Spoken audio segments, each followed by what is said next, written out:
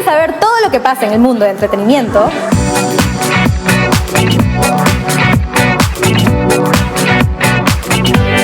Entrevistas, notas, cine, música, videojuegos, todo esto y mucho más por UCI Entretenimiento.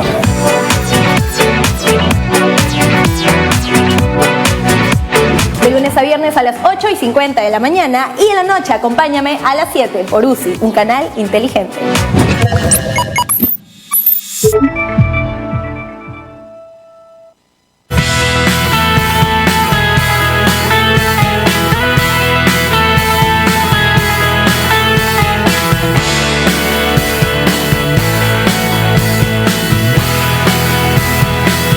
UCI, un canal inteligente.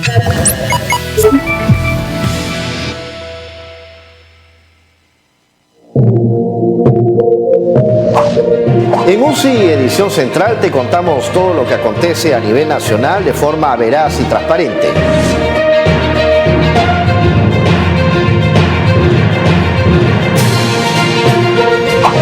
Siempre listos para informar. UCI, un canal inteligente.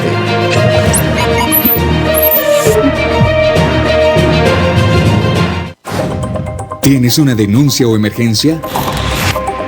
Queremos escucharte.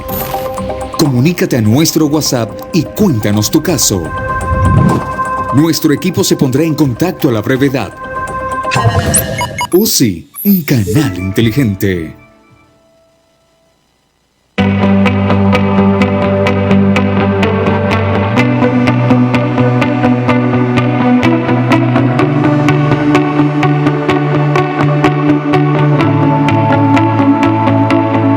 UCI, un canal inteligente.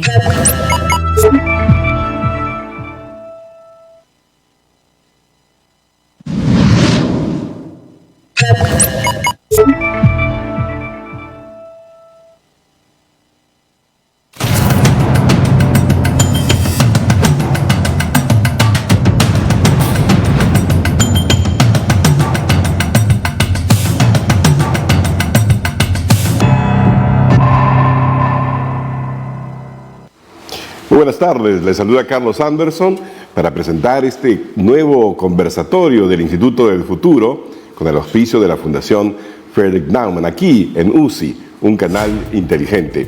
Hoy día vamos a tratar un tema que nos es de urgencia a todos, que es el tema económico. Pero queremos hacerlo de una manera distinta, porque evidentemente cuando uno visita los medios de comunicación se encuentra con una serie de voces establecidas, ¿no? De comentaristas, digamos, que aparecen por todas partes. Pero en realidad a nosotros nos parece importante impulsar nuevas voces. Así como la semana pasada estuvimos hablando con jóvenes politólogos, hoy día hemos invitado a jóvenes economistas para que nos den su perspectiva de qué es lo que creen ellos que puede hacerse para poder salir del hoyo en el que nos encontramos, para escuchar un poco también su posición o su punto de vista con relación al resultado de las elecciones y estas dos alternativas ante las cuales la ciudadanía, por supuesto, va a tener que resolver en la segunda vuelta electoral. Pero antes que nada, antes de presentar a mis invitados, quiero pedirle a Jennifer Gómez de la Fundación Frederick Naumann que nos dé las palabras de bienvenida. ¿Qué tal, Jennifer? Jennifer, ¿estás por ahí? Ah, ok, perfecto. Parece que hay un pequeño... Entonces voy a presentar a mis invitados. Tenemos a Carmen Sana Carvajal, ella es docente de la Escuela Profesional de Economía de la Universidad Andina del Cusco, la tenemos desde el Cusco.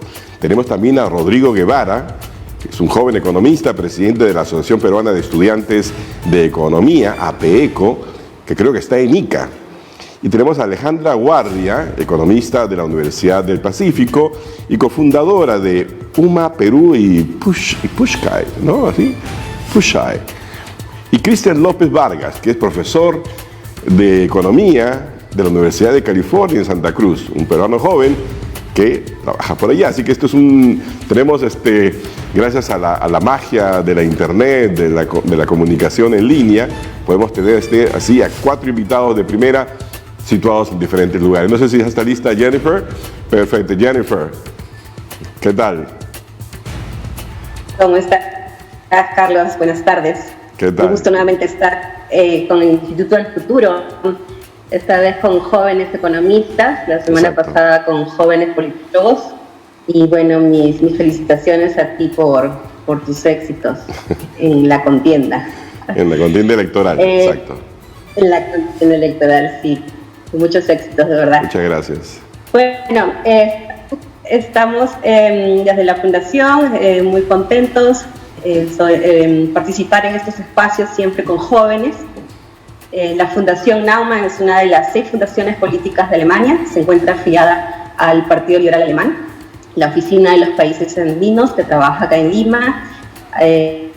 No solamente tenemos actividades acá en Perú, sino también realizamos en países como Ecuador, Chile, Colombia, Bolivia y Venezuela. Estamos enfocados en tareas de Estado de Derecho, derechos humanos, economía social de mercado, Smart Cities, digitalización y educación de calidad. Para todos los invitamos a que nos sigan en nuestras redes sociales. Estamos como FNF Países Andinos en Facebook, Twitter e Instagram. Muchas gracias. Bueno, habrá que decirlo en alemán, Jennifer, danke, o Niste danken. Muchas gracias. Ahora, comencemos entonces. Sí, yo quiero preguntarle a Cristian López, él que está un poquito más lejos, porque está en California, en Santa Cruz, ¿cómo ven el desempeño económico peruano frente a la pandemia? ¿Y qué crees, Cristian, ¿no? que va a pasar en el resto del año? Así, muy sintéticamente. ¿Cómo estás? ¿Qué tal? Bueno, primero, gracias por la invitación. Un placer. Es un placer conocerlos y obviamente un gusto tener un diálogo con la audiencia y con ustedes. ¿Cómo se ve el Perú desde, digamos, en Estados Unidos o afuera? El Perú es como, digamos, en muchas dimensiones variado, pero respecto de la pandemia hay obviamente ya una creencia más homogénea, digamos, en algún sentido, de que Perú está entre los países con peor resultado a nivel global, ¿no? Respecto a la pandemia. Ahí digamos, es discutido y creo que coincide con los análisis que pasan dentro de Perú, que los errores principales que cometimos como país tienen fundamentalmente un origen de estrategia en la respuesta sanitaria y obviamente con un manejo equivocado de la pandemia en la parte sanitaria, la economía se ha complicado, ¿no? O sea, si es que no puedes controlar la pandemia de una manera aceptable, obviamente luego tus opciones de política se reducen porque estás obligado a restricciones de movilidad que son, digamos, casi por definición restrictivas, recesivas, y luego tienes consecuentemente una mayor necesidad de gasto fiscal. O sea, estás mal por ambos lados. ¿Cómo se espera o qué se espera para lo que queda del año? Digamos, en materia económica, yo sí creo y coincido, digamos, en los análisis más discutidos dentro de Perú, de que sí vamos a seguir con una recuperación, hay que decirlo, acelerada, pero hay que rescatar o hay que no olvidar, porque eso es parte de digamos, del proceso político además, ahora que esa recuperación acelerada en la actividad económica no se va a condecir, no tiene un correlato igual de rápido, igual de efectivo en términos de lo que le importa al ciudadano, que es empleo adecuado, que se va a recuperar más lento, se está recuperando ya más lento. En términos de pobreza hemos retrocedido un quinquenio o más, que no es poco, estamos retrocediendo, digamos, cosas muy importantes. Sí. Entonces yo creo que es eso, es recuperación más o menos rápida, pero que no nos confunda esa recuperación rápida porque tenemos retos enormes respecto de los temas de largo plazo. Recuperación rápida. Vamos a ir tratando de meternos detrás de la frase, ¿no? Recuperación rápida. Recuperación, para comenzar, rápida, ¿no? Vamos a ver. Alejandra Guardia, antes que nada te quería preguntar qué cosa es UMA Perú y qué cosa es Pushai. Sí, hola, ¿cómo estás? Muchas gracias por la invitación a Instituto del Futuro y y a todos los presentes. Sí, Pushai y UMA Perú son dos organizaciones sin fines de lucro, emprendimientos sociales que buscan justamente poder unir, conectar y también incluir a las personas vulnerables, ¿no? En el caso de UMA Perú se trabaja con artesanas de Ayacucho, por ejemplo, que requieren justamente lo que tanto buscamos ahora, de esa apertura al mercado, de esa conectividad que claramente nos está faltando a nivel nacional, no solamente en temas, digamos, artesanales, sino también tecnológicos, financieros, de formalización, y creo que a eso deberíamos apuntar en este próximo gobierno, ¿no? Y Alejandra, dime, ¿tú observas desde esa perspectiva una recuperación rápida? A ver, bueno, primero hay la verdad una incertidumbre bastante fuerte ahora que a los peruanos nos va a tocar votar en esta segunda vuelta. Más del 67% de peruanos no votamos necesariamente por las dos opciones de la segunda vuelta, entonces es una decisión compleja. En materia económica creo que va a depender mucho también de cuál sea el resultado de esta elección, ¿no? Tenemos por un lado una izquierda bastante radical, ¿no? Con una postura, digamos, autodenominada leninista, marxista, comunista, ¿no? Entonces hay algunos temas que definitivamente podrían impactar en el nivel de riesgo país que va a tener el Perú, en temas de libertad económica, de inversión privada, de formalidad, ¿no? Entonces creo que por ese lado va a depender cómo se tome esta estrategia económica en los próximos años. Sin embargo, si la ruta que se sigue es la misma y ceteris paribus, digamos, podemos avanzar con los planes de reactivación económica que se tienen, creo también que hay bastante que hacer, ¿no? El año pasado se han tomado bastantes medidas de reactivación económica, ¿no? Con el decreto de urgencia 070 de Arranca Perú, y con muchas otras estrategias que se han tomado en materia de inversión pública, también en materia de formalización. Creo que se ha avanzado, pero todavía tenemos una agenda bastante fuerte, ¿no? Sobre todo en gestión, ¿no? Gestión y eficiencia en la ejecución de políticas públicas. Eso es para mí lo más importante ahora, porque el objetivo del siguiente gobierno debe ser justamente fortalecer la inclusión financiera, fortalecer la formalización y garantizar el acceso a infraestructura y servicios públicos, ¿no?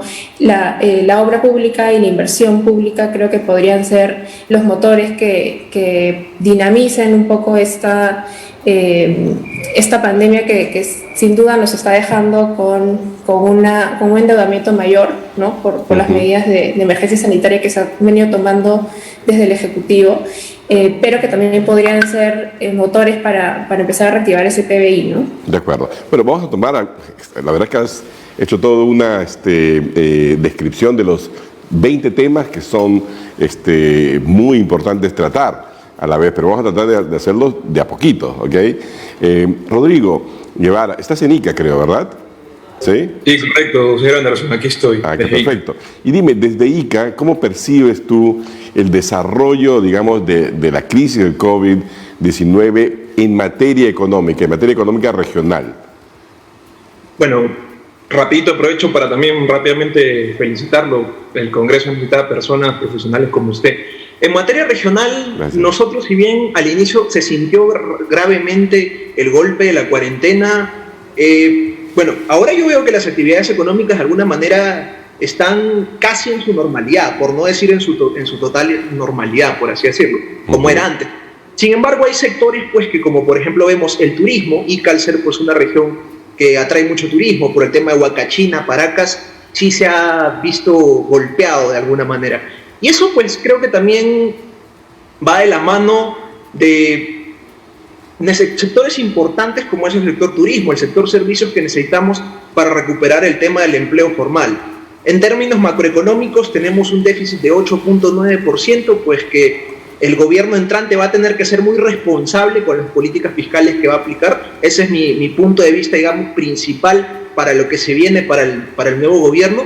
Pero más que todo hay que ver que no se pueda desincentivar la inversión privada, que va a ser creo que el motor principal para poder recuperar el empleo formal. En el último reporte del Banco Central vimos que si bien se había estado recuperando el empleo formal, todavía seguía negativo, estaba como que en menos 3.3% aproximadamente. Y eso pues de alguna manera, por más que al final se pueda mantener el modelo, haya estabilidad, sigamos con una deuda externa, una deuda pública sana en teoría, un déficit fiscal que para este año se va a recuperar, un PBI que de alguna manera a fin de año estaría recuperando su nivel del 2019, siento que mientras no se traduzca eso en lo que es el bienestar para el grueso de peruanos, para las familias, para la juventud, mediante el empleo, pues vamos a seguir pues de alguna manera no tan bien o no como quisiéramos, desde mi parecer. Y pues esto también sumado pues al control de la pandemia, ¿no? Pues que esperemos pues que el gobierno pueda tomar medidas sanitarias más efectivas, sobre todo un proceso de vacunación más eficaz. Ok, perfecto. La verdad que yo los escucho y seguramente verán que tengo una pequeña sonrisa en los labios porque los miro y digo, cuánta inteligencia entre tanta juventud, ¿verdad? Y yo empecé a propósito también a ser un analista económico muy jovencito, 22 años cuando fui jefe de redacción de una revista económica y sinceramente estoy teniendo una especie de déjà vu aquí con ustedes. Por eso que estoy muy contento de la decisión de haber traído voces jóvenes. Carmen Sana, Rodrigo nos ha hablado, por ejemplo, del impacto del COVID-19, de la crisis económica, sobre el tema del turismo, ¿no? En particular en el caso de Ica, pero el turismo en Ica es una parte, digamos, relativamente pequeña del total de la economía iqueña. Pero en el caso del Cusco, el turismo lo es, no digo casi todo, porque tiene toda la parte de hidrocarburos, pero es una parte muy, pero muy importante de la actividad económica de la región, ¿verdad? Y quería preguntarte desde el Cusco, ¿cómo están sintiendo la crisis y si efectivamente esperan ustedes o sienten una recuperación rápida, no muy rápida, etcétera? Muchísimas gracias. Ante todo agradecer al Instituto del Futuro por la invitación. Bueno, Carlos, yo no sé qué tanto esto, concuerdo muy bien con Alejandra, creo que de repente hace un par de meses sí podíamos pensar de una recuperación rápida. Hay que pensar más allá de la situación política y que en verdad avisora mucha incertidumbre. Ese tema de las variantes y lo fuerte que está viniendo, que está sintiendo, los casos, mira, Cusco en junio estaba súper tranquilo y todo el mundo decía, pero estamos súper bien, ¿por qué no reactivamos el turismo interno? Y en julio fue desastroso. Y ahora estamos volviendo a la misma situación de julio este mes. Entonces, no necesariamente se empezó a activar entre agosto, septiembre, un poquito este año, enero, pero ahora, digamos, ya no solamente es la intención del gobierno regional de promover el turismo, sino que ya la gente también está con mucho temor, ¿sí? Eso es muy importante. Ahora, Cusco también, el departamento en sí, cuando hablamos del departamento de Cusco, si bien el sector turismo, en términos de cifra, ¿no? Tiene mucho un retorno económicamente interesante, y por lo que hay por los ingresos de Machu Picchu, pero Cusco no es solamente turismo. Y creo que esta pandemia ha evidenciado que Cusco tiene mucho más potencial, la agricultura. Yo recuerdo mucho, mi abuelo me habla de, bueno, había industria, ahora no hay industria, el parque industrial en realidad no es un parque industrial, la zona que tenemos. Entonces, ha hecho que muchas personas retomen otras actividades, lo que creo que deberíamos hacer ahora, y el gobierno regional, si bien está impulsando el turismo y está pidiendo que se permita habilitar, ¿no? El turismo, yo creo que es la oportunidad de poder pensar en activar otros sectores que sí tenemos, no solamente los hidrocarburos, tenemos potencial en lectura, en otras industrias que tenemos, porque sí tenemos otros recursos. Entonces creo que allí esta es la oportunidad. Sí hay un grupo grueso que se cierra, sí tenemos Machu Picchu, pero tenemos mucho más que deberíamos explotar. Yo sí creo que la fragmentación también que tenemos como país y esta situación no nos va a permitir de repente en el corto plazo tener ese crecimiento rápido, pero yo creo que también es una oportunidad para reactivar esos sectores o repensarnos en nuevos sectores. Yo creo que la agricultura no como una actividad básica, sino ir pensando cómo ha crecido Ica, ¿no? Y ahí Rodrigo me dirá cómo Ica, a pesar de tener esa limitante del agua, que es una de sus principales limitantes, Cusco, que sí tiene tierra, tiene agua, ¿por qué no podríamos repotenciar estos sectores y ser al igual que Ica, también poder ser potencia en lo que es la agricultura, la agroindustria? Entonces, eso es lo que está sucediendo aquí, ¿no? Yo creo que aún tenemos para buen rato, ya todo el sector del turismo sabe que este año, por lo menos el próximo año, si va a haber turismo, va a ser a nivel interno, no se avisora todavía. Y hay que recordar que el turismo a nivel interno no es un turismo que dé muchos ingresos en la medida como lo hacía el turismo internacional. Sí, es cierto, pero el turismo, como en general el sector servicios, es el gran proveedor de empleos, ¿verdad? Han desaparecido 2 millones de empleos, desaparecidos totalmente, ¿no? Y hay que crearlos, y la forma de crearlos es a través justamente de volver a impulsar el sector servicio, donde predominan las empresas pequeñas y medianas, sobre todo las semiformales e informales, ¿verdad? Yo quiero cambiar un poquitito, a ver, ya que han tocado de manera así tangencial el tema electoral, porque evidentemente es un factor de incertidumbre muy importante. Yo quería preguntarte a ti, Alejandra, por ejemplo, ¿cuánto conoces tú de las propuestas económicas del partido del señor Pedro Castillo? ¿Y qué te parecen? Sí, mira, a ver, yo sí he evaluado las propuestas de Pedro Castillo y definitivamente me preocupan varios temas, ¿no? Por ejemplo, el hecho de proponer renegociar algunos contratos y cobrar el 80% de las utilidades de las empresas para luego nacionalizarlas si es que no hay probablemente una postura favorable.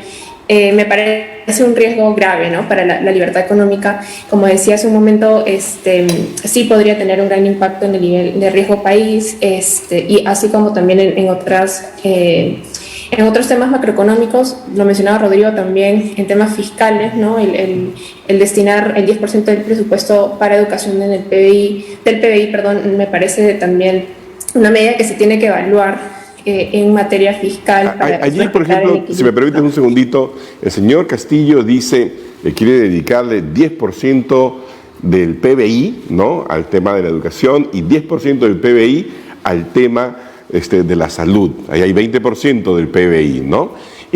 ¿Podrías explicarme y explicarle a todos por qué eso no tiene mucho sentido económico?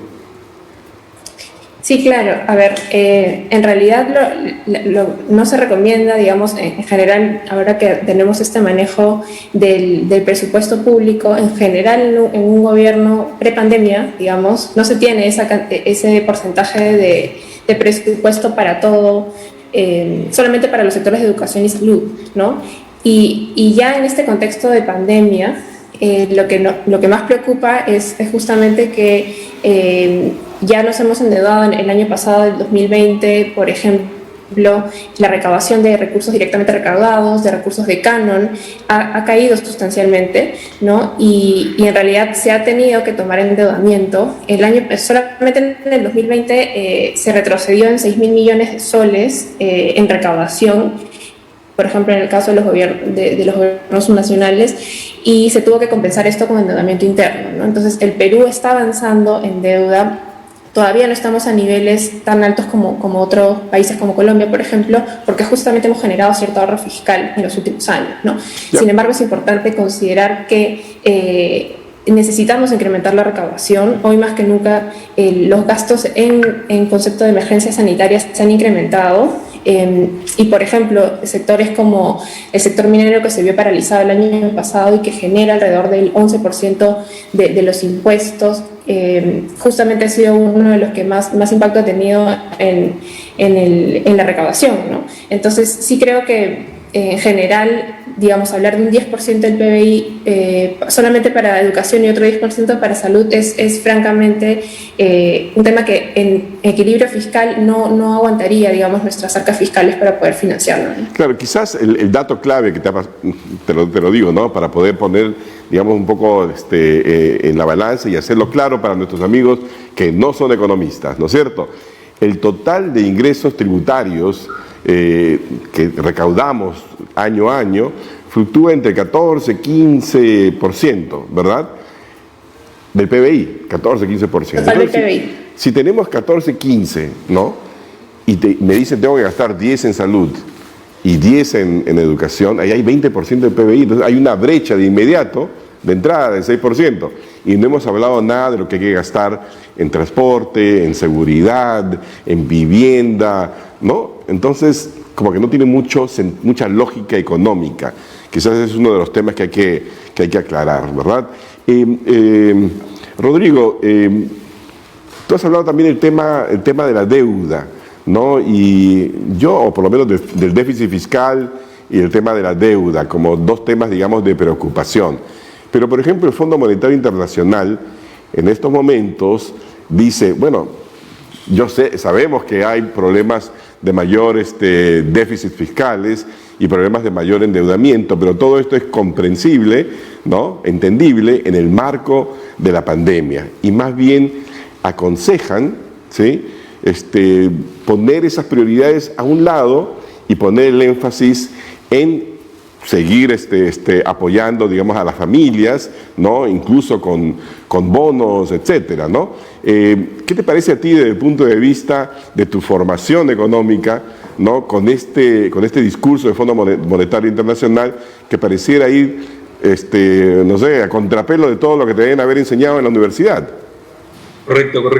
Bueno, yo en primer lugar creo que el Fondo Monetario lo dice porque en las últimas 2 décadas prácticamente Perú se ha caracterizado por ser esos países que generan confianza al entorno internacional, sobre todo por sus fundamentos macroeconómicos sólidos, un nivel de deuda estable, una inflación controlada y pues un déficit fiscal bajo en teoría. En el 2019 cerramos con menos 1.9%. Sin embargo, si bien puede que haya todavía espacio fiscal, yo personalmente creería que no deberíamos abusar de dado pues que, como lo mencionó la parte anterior Alejandra, hay propuestas peligrosas para las cuentas fiscales del gobierno, tanto por el sector de salud, por el sector de educación. Hablan del 6%, 10% del PBI del sector de educación. Justo miraba, hacía un pequeño análisis. Hace 10 años nuestro PBI en el sector de educación era 2.8 y hoy está aproximadamente casi por el 4%. Si en 10 años hemos subido casi 1% aproximadamente, ¿cómo es que puede venir alguien y de la nada proponerte a que en 5 años o en el tiempo que no sé, que se le ocurra, va a subirlo en 10 puntos porcentuales? O sea, es un peligro. Y si bien nuestro nivel de deuda, centrándonos en eso, sigue siendo en teoría sano, 35% a comparación de otros países de la región, como por ejemplo Argentina, Brasil, donde su nivel de deuda fluctúa por encima del 80-90%, yo pienso que todavía hay que ser responsables por muchas cosas pues, que nos tocan hacer.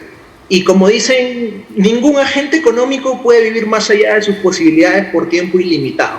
Tanto las familias, tanto el Estado, como tanto las empresas, ¿no? O sea, si ahora no tengo con qué solventar el déficit, recurro a la deuda y sigo confiando en mi capacidad crediticia que tengo, pero llega un momento en que puede haber otro choque porque no estamos exentos a que pueda pasar otra pandemia o cualquier otro tipo de choque que genere pues otro impacto así en la economía, otro déficit fiscal. ¿Qué hacemos? Ya no tenemos crédito, caemos en default, nos ponemos como en países similares como mencioné, Brasil, Argentina, nuestro riesgo país sube y nos ponemos en una condición creo que mucho más complicada. Es por eso pues que sí siento que debe haber espacio, no creo que el fondo lo haya hecho por gusto. Debe ser muy responsable a la hora de aplicar este estímulo fiscal y pues también hay que ser responsables y no solo mirar el corto plazo, que si bien es importante, también pues sentar las bases fiscales y macroeconómicas para recuperarnos de alguna manera más integral también en el mediano y en el largo plazo. Ok, Cristian, ¿a ti qué te parece lo que dice Rodrigo? ¿Estás de acuerdo o estás más bien en la línea tú del fondo que nos dice, ¿saben qué? La magnitud de la crisis es tan grande, el impacto que ha tenido sobre los niveles de pobreza es tan impresionante que la verdad lo único que queda hacer en estos momentos es gastar lo que hay que gastar para evitar que la pobreza, bueno, pase a ser pues la parte mayoritaria de la sociedad en el Perú.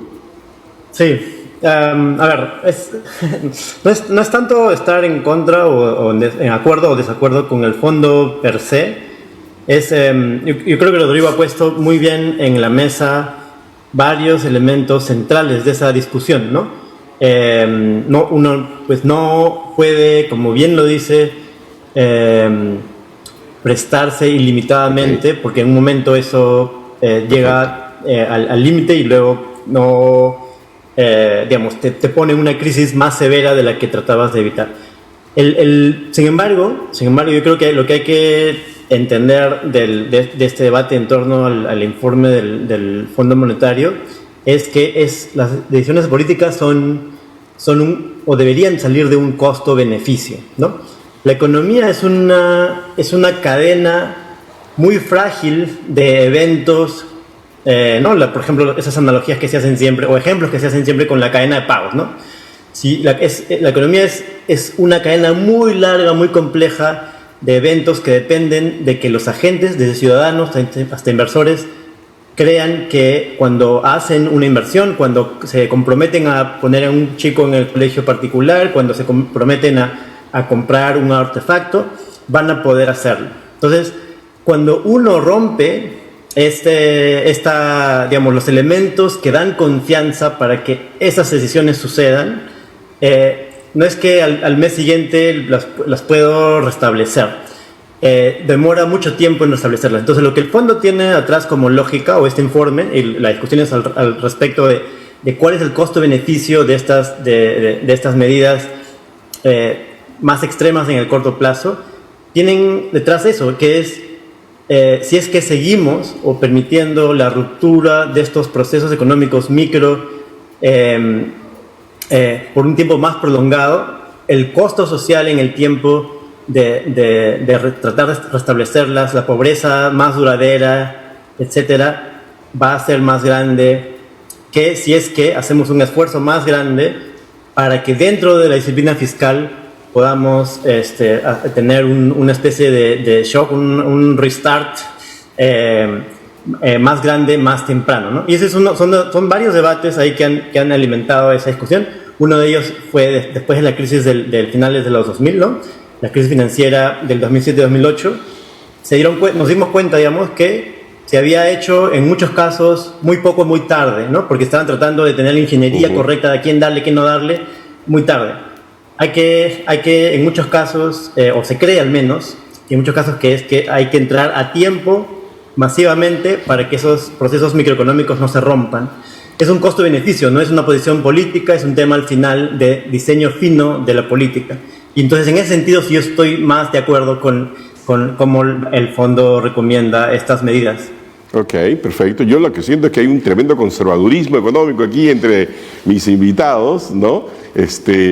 Pero bueno, está bien, vale. Ya en algún momento nos pondremos a debatir, pero ahora lo que quiero es escucharlos realmente, ¿no? Entonces quería preguntarle a Carmen, pero no, antes de eso quiero ver con ustedes algo. Quiero ver las cifras del PBI, a ver, para poder ponernos en contexto. Ese es el cuadro del PBI, ¿verdad? Sí, a ver. Del PBI, sí, ok. El PBI Perú, millones de soles, valores de precios corrientes. Como verán, habíamos tenido un tiempo, una carrera arriba, ¿no? Tan linda, ¿verdad? Un largo periodo de crecimiento que de repente, pues, se ha visto golpeado, ¿verdad? Sí, me hubiera gustado más ver el cambio y en un índice, pero digamos esto, aunque son millones de soles a precios corrientes, bueno, alguna indicación nos da del comportamiento, y es innegable que la economía ha tenido un tremendo ajuste, ¿no? Casi 12% el año pasado. ¿Puedo ver también el gráfico del desempleo? Un segundito. Bueno, el de exportaciones e importaciones. Bueno, aquí en general creo que queda claro que al haberse contraído la economía, el nivel de importaciones cae, las exportaciones tenemos nuevamente suerte, porque creo que Dios es peruano, y los precios de los metales, en particular el cobre, vuelven a subir, ¿no? Y eso hace que tengamos un superávit, digamos, en términos comerciales. El siguiente gráfico debe ser el tipo de cambio, ¿no? Extrañamente, a pesar de toda la tremenda incertidumbre que hay en el país, el tipo de cambio casi no se mueve, ¿verdad? Claro, teniendo algunos hipos alcistas, en el gráfico no se ve, pero es evidente que el Banco Central ha seguido con su política ya largamente establecida de atenuar la volatilidad del tipo de cambio para que más o menos se mantenga en un cierto nivel. Y el siguiente cuadro es el de desempleo. Es la tasa de desempleo, ¿no? Nuevamente es un carrusel. Lo que pasa es que, claro, detrás de las cifras, detrás del gráfico, lo que hay es millones de familias que no tienen realmente ingresos, ¿no? Cientos de miles de pequeños y medianos empresarios que se quedaron sin capital, se descapitalizaron y que ahora no tienen cómo volver. Entonces, ante todo este panorama, estas circunstancias, yo, por ejemplo, propuse hace ya un año, en agosto, que se creara un fondo, ¿no?, del Estado, un fondo soberano, para capitalizar a las microfinancieras. Y la razón de hacerlo, por lo menos lo que yo argumenté, era que esto ayudaría primero a que las microfinancieras no quiebren, ¿verdad?, porque sus clientes están quebrando, pero sobre todo porque le iba a permitir a ellas canalizar recursos al sector PYME, semiformal e informal, que es el gran generador de empleos privados en el Perú. Eso, que era una idea loca en agosto del año pasado, esta semana ha sido anunciado por el ministro Waldo Mendoza, ¿no?, como una potente idea, solo que en lugar de $1.000 millones, que era lo que yo aconsejaba, se está hablando ahora de $500 millones. ¿A ustedes qué les parece una medida de este tipo, que es sensible, digamos, desde el punto de vista político, pero que tiene un diseño también técnico, económico y una lógica, ¿no?, que yo espero tenga el resultado adecuado, ¿no? ¿Qué te parece a ti, Carmen? Perdón. Sí, bueno, solo quería completar con lo anterior que estábamos conversando, el tema también de, por lo que estaba conversando, ¿no? Que no quería romper esa idea de cuánto también ha sido la caída de nuestra recaudación fiscal, más del 30%.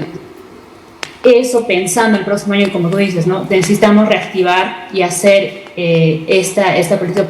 Yo creo que sí, yo creo que sería ideal, pero también ver el mecanismo, porque con el proyecto anterior, la medida anterior de reactiva, y pues quieres hacer ese comentario, muchas empresas no han podido recuperarse, claro, y poder justamente devolver. Pero cómo apoyarles, es darles el dinero, pero cómo apoyarles, incentivar, y que realmente de la mano, como te doy ese dinero, pero cómo te ayudo a reactivar y te ayudo en este proceso, y me aseguro que en mediano plazo, porque todavía es incierto cuánto tiempo va a demorar, si bien las vacunas están en ese proceso, se espera que se reactive, todavía sabemos que hasta el próximo año 2024, dicen los especialistas, que realmente podemos pensar a retomar prepandemia, ¿no?, una actividad, una dinámica en esos tiempos, ¿no?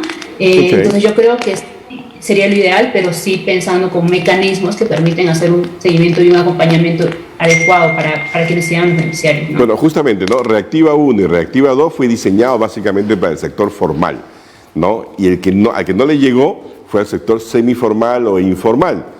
Este fondo, a través del mecanismo de las cajas municipales, las EDIPYMES, etcétera, va a poder llegar a ese sector al cual no le llegó absolutamente nada, ¿no?, y se quedó totalmente seco. Rodrigo, ¿tú cómo ves esta idea, esta reciente medida de política económica del Fondo Monetario Internacional? Perdón, del Ministerio de Economía y Finanzas, del MEF. Seguimos con el fondo. Sí, yo estoy muy obsesionado porque he visto un cambio, ¿me entiendes? Entonces digo, qué interesante que quien ha sido el propulsor de medidas de carácter conservador, ¿no?, hoy en día esté al frente más bien de medidas que son atrevidas, digamos, dentro de la lógica del Fondo Monetario Internacional, ¿no? Solo para complementar esa parte que me gustaría también complementar con lo que dijo Cristian. O sea, dicen que hay espacio, correcto, puede haber espacio, sí. Yo siento que no debemos confiarnos en ese espacio fiscal que tenemos, pero algo clave que creo que lo sabemos muy, muy claramente que ha pasado, damos los bonos, damos ese estímulo fiscal, pero focalicemos bien. Yo conozco personas aquí en Ica que viven de lo mejor y han recibido el bono.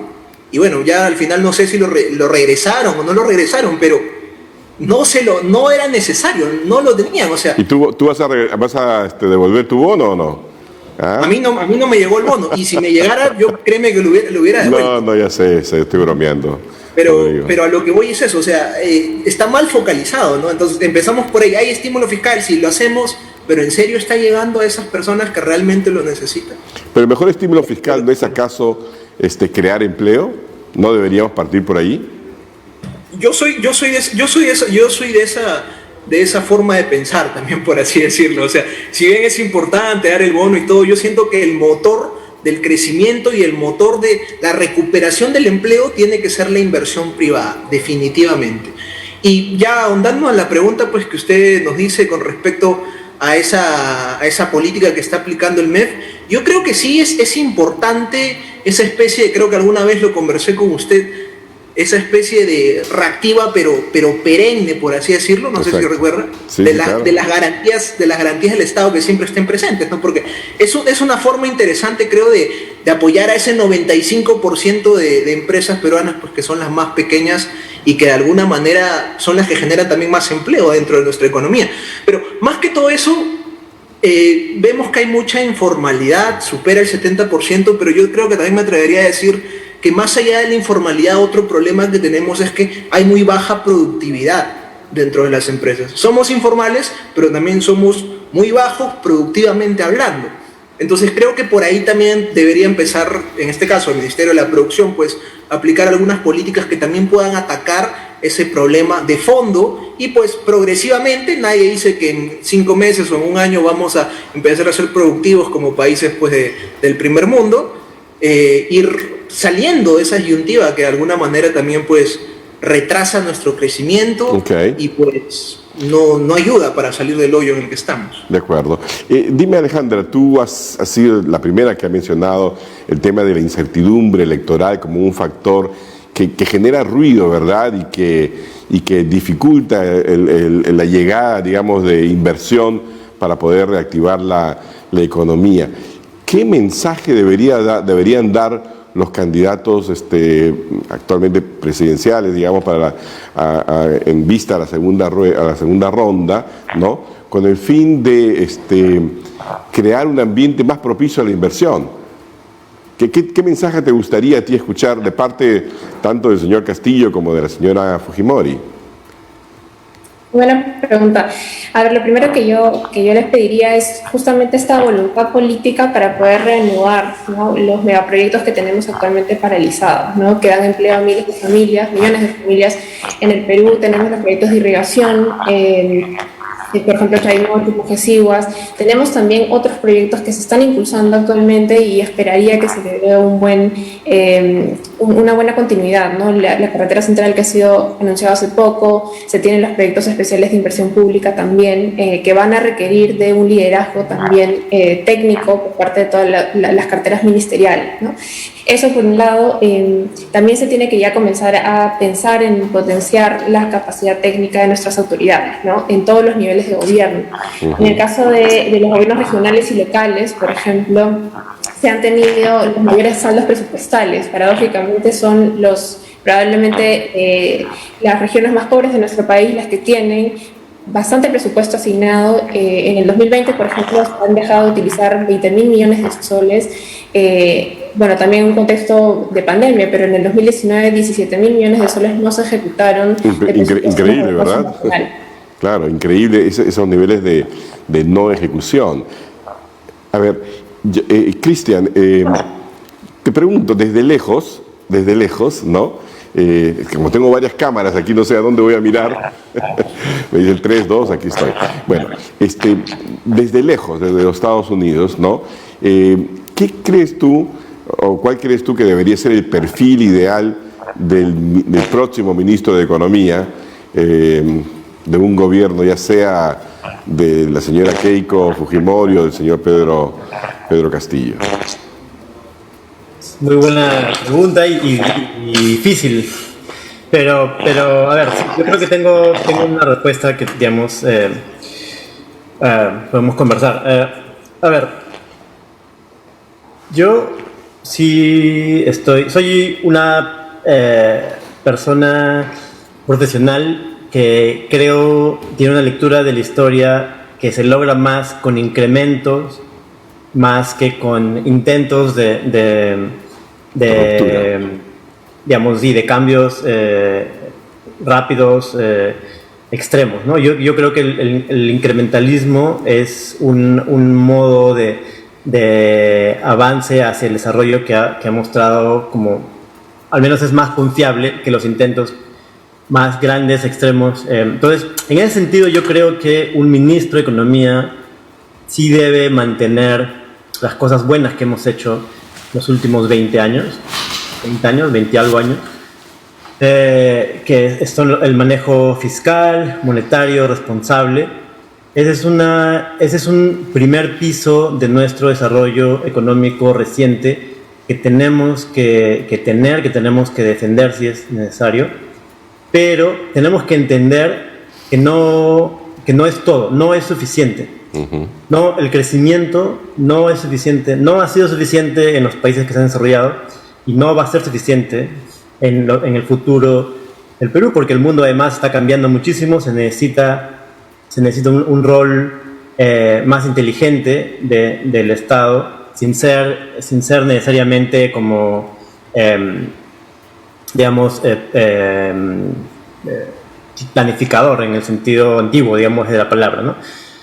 Entonces, por este segundo elemento, yo creo que un ministro de Economía tiene que entender que simplemente manejo responsable con crecimiento no es suficiente, que tenemos una agenda fundamental de mejorar la calidad del gasto, de mejorar los servicios que el Estado, que el sector público provee.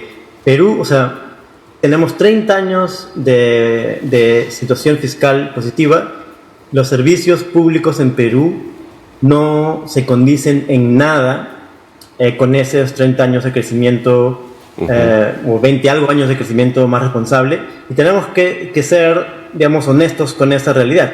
No hemos hecho las otras tareas que eran casi o igual de importantes que la de la responsabilidad fiscal, y es engañarnos el pensar que digamos, sin un ministro que también entienda eso, podríamos lograr un resultado distinto al que hemos tenido. El descontento que ha emergido más evidente en estas elecciones es uno de los síntomas de ese descuido mayúsculo que como país hemos tenido. Entonces yo sí creo que un ministro de Economía tiene que entender esto, tiene que entender esta agenda de mejorar servicios públicos. Y lo otro que quisiera agregar, para no extenderme demasiado, es que necesitamos un Estado que promueva la competencia en los mercados. Y no es verdad que lo hacemos. Hay muchísimos mercados que son importantes para los ciudadanos, los financieros son un ejemplo, en los que, digamos, no tenemos precios y calidades acorde con los que tienen ciudadanos desarrollados. No es verdad que no podemos lograr, se puede lograr si es que diseñamos bien esas políticas y apuntamos hacia las reformas necesarias. Claro, más competencia, menos oligopolios, más o menos, es lo que quieres decir, ¿no es cierto? Sí, perfecto. Y dime, Carmen, ¿qué otros aspectos o qué otras cualidades debería tener el próximo ministro de Economía? ¿Qué otra visión debería tener un ministro de Economía en tiempos de pandemia? Esto estaba recordando en una entrevista de la ministra Alba. Ella decía que en las primeras reuniones tenía un grupo, no tenía partes según todos los ministros, tenía un grupo de materiales. Sí, Carmen, creo que hay algo con tu audio que no nos permite escucharte muy bien, a ver si lo puedes corregir ahí. Le voy a hacer la misma pregunta entonces a Rodrigo. Rodrigo, ¿qué otras características debería tener el próximo ministro de Economía?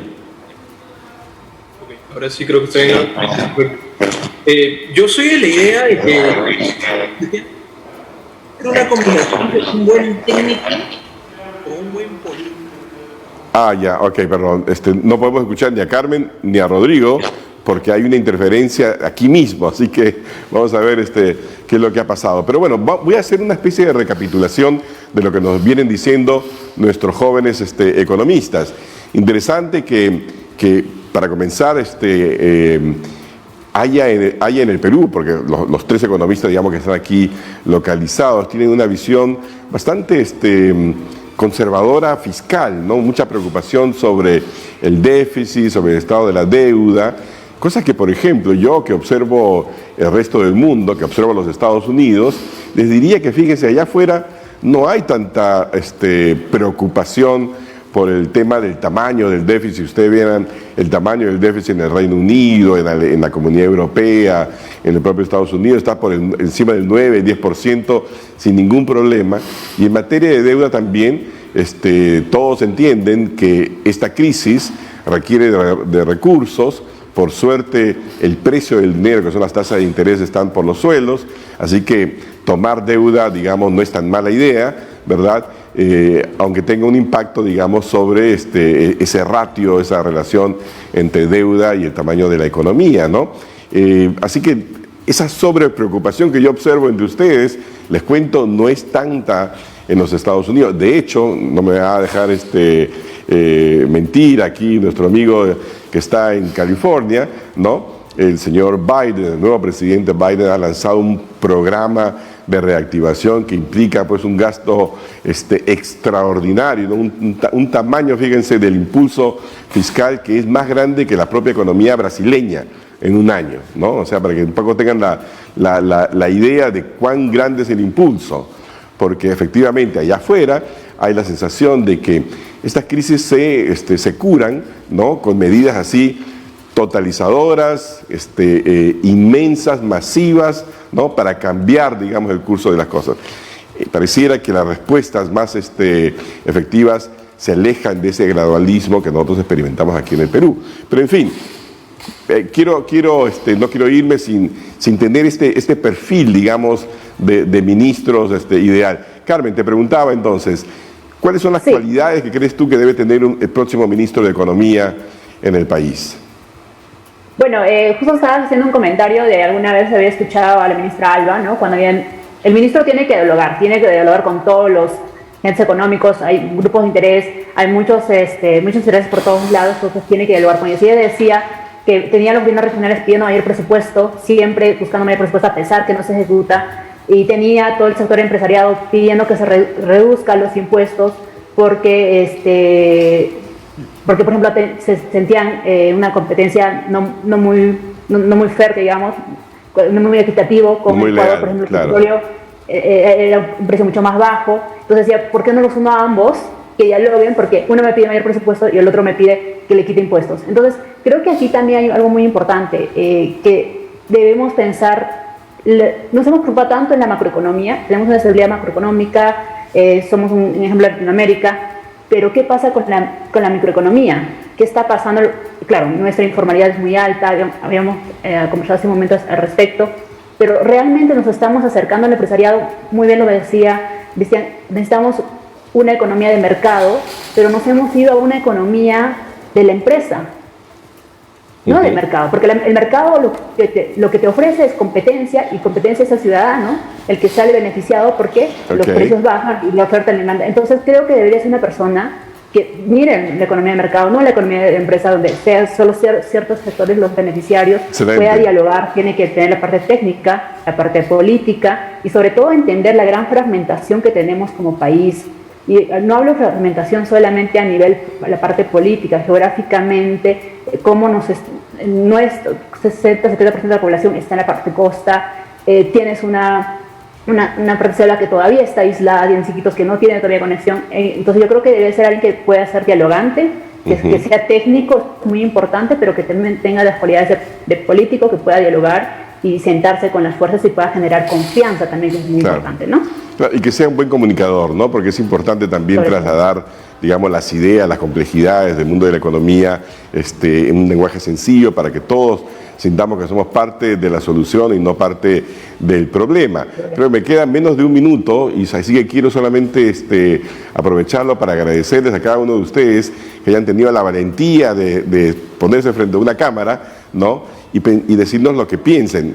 Lo que sí quiero también decirles o advertirles, es que será mejor que se vayan acostumbrando, porque yo creo firmemente que es necesario empezar a escuchar con más atención a los jóvenes profesionales, porque ustedes tienen una mirada un poco distinta y muchas veces muy fresca y muy inteligente acerca de los problemas. Bueno, eso es parte, digamos, también de la tarea que tenemos aquí en el Instituto del Futuro, aquí específicamente en estos conversatorios que tenemos cada viernes y que UCI, este canal inteligente, tiene a bien transmitir por sus ondas televisivas y también por los medios digitales de las redes sociales. A cada uno de ustedes, muchísimas gracias por participar. A la Fundación Frederick Naumann también, como siempre, muchísimas gracias por hacer posible este diálogo que tenemos nosotros con la sociedad. Muy amables. Les saluda Carlos Anderson.